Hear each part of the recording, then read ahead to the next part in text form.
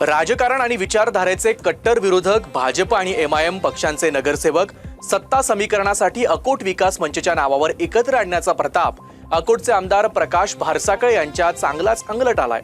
या प्रकरणी मुख्यमंत्री देवेंद्र फडणवीस यांनी तीव्र नाराजी व्यक्त केली आहे। भिन्न विचारधारेमुळे युती शक्य नसल्याचं दोन्ही पक्षांच्या नेतृत्वानं स्पष्ट केलं। पक्षाच्या ध्येय धोरणाला सुरुंग लावणाऱ्या आमदार भारसाकळे यांना भाजप प्रदेशाध्यक्ष रवींद्र चव्हाण यांनी नोटीस बजावून खुलासा देण्याचे आदेश दिलेत। भाजप आणि एमआयएमच्या कथित युतीवरून राज्याच्या राजकारणात चांगलाच गोंधळ उडालाय।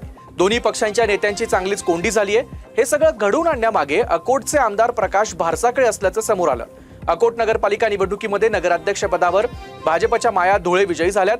नगरसेवक पदाच्या 33 पैकी 11 जागांवर भाजप, काँग्रेस 6 जागांवर, शिवसेना 1 तर वंचित आणि राष्ट्रवादी 2 जागांवर विजयी झालाय।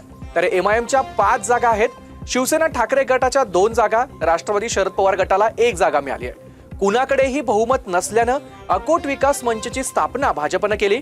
यामध्ये एमआयएमचे 5 नगरसेवक देखील सहभागी झाले होते। शिवसेना ठाकरे गट, शिवसेना शिंदे गट, राष्ट्रवादी अजित पवार आणि राष्ट्रवादी शरद पवार गट तसंच बच्चू कडू यांच्या प्रहार जनशक्ती पक्षाचा देखील एक जण त्यात सहभागी झाला। या नव्या आघाडीची नोंदणी अकोला जिल्हाधिकाऱ्यांकडे केली गेली। मुख्यमंत्र्यांनी नाराजी व्यक्त करून या प्रकारे आघाडी केली असल्यास ती तोडण्याचे आदेश दिलेत। एआयएमआयएमने देखील भाजपसोबत युती केली नसल्याचं सांगितलंय। संबंधित नगरसेवकांनी दिलेला पाठिंबा विनाअट परत घेत असल्याचं पत्र अकोट नगर विकास मंचला पक्षाचे प्रदेश उपाध्यक्ष युसुफ पुंजानी यांच्या स्वाक्षरीनं पाठवण्यात आलंय।